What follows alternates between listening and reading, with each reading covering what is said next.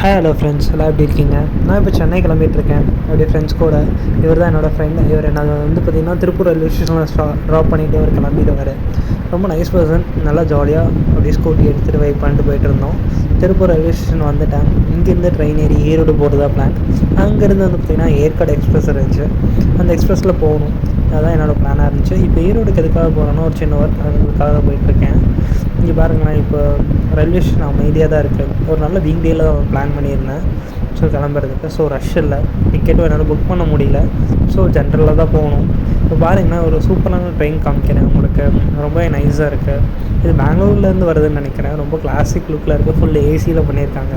இந்த ட்ரெயினை பார்க்கும்போது இதில் போகணுன்னு ஆசையாக இருக்குது. இந்த ட்ரெயின் பேர் எனக்கு தெரில, தெரிஞ்சால் கீழே கமெண்ட் பண்ணுங்கள். ரொம்ப நைஸாக இருந்துச்சு. நான் லோக்கல் ட்ரெயினில் தான் ஏறியிருக்கேன். லோக்கல் ட்ரெயின் வந்து பார்த்திங்கன்னா ரொம்பவே சூப்பராக இருந்துச்சு. ஃபேனு, நீட்டான வாஷ்ரூம்ஸோடு இருந்துச்சு. நான் இவ்வளோ நீட்டாக பார்த்ததில்ல. ஒருவேளை நான் போகும்போது நீட்டாக மெயின்டைன் பண்ணியிருந்தாங்கன்னு தெரில. அது போக நல்ல ஒரு மழை, சரியான மழை. ஈரோடு ரீச் ஆகும்போது கிளைமேட் சூப்பராக இருந்துச்சு. நான் அந்த டோர் பக்கத்துலேயே தான் நின்றுட்டு இருந்தேன், சீட் இருந்தாலும். அதனால் டோர் பக்கத்துலேயே நின்றுட்டு மழையை ரசிச்சுட்டு ஒரு அழகான வியூவோடு போயிட்டு இருந்தேன். ஈரோடு ரீச் ஆகிட்டு தான் நான் வந்து லஞ்ச் சாப்பிட்டு அப்படியே ஒரு கஸ்டமரை பார்த்துட்டு அப்படியே போகிறதா பிளான். லஞ்சே வந்து பார்த்திங்கன்னா டின்னர் டைமில் தான் நான் சாப்பிட்டேன். ஈரோட்டில் போகும்போது சூப்பராகவே இருந்துச்சு. பட் ஆனால் என்ன, அங்கே கொஞ்சம் ரஷ்ஷாக இருக்க மாதிரி இருந்துச்சு. எல்லோரும் அவசர அவசரமாக இங்கே போயிட்டு இருந்தாங்க. எங்கடா நீங்கள் போகிறீங்க அப்படிங்கிற மாதிரி தான் இருந்துச்சு. பட் ஆனால் நம்ம ட்ரெயினுக்கு இன்னும் ஸ்டேஷனுக்கு வரல. ஸோ அதனால் அப்படி இங்கே கொஞ்சம் சுற்றிட்டு வரலாம் அப்படின்னு பிளான் பண்ணியிருந்தேன். ஏன் லஞ்ச் முடிக்கணும். நான் வெளியே போகும்போது ஒரு சூப்பரான ஒரு அழகான விஷயத்த பார்த்துருந்தேன்.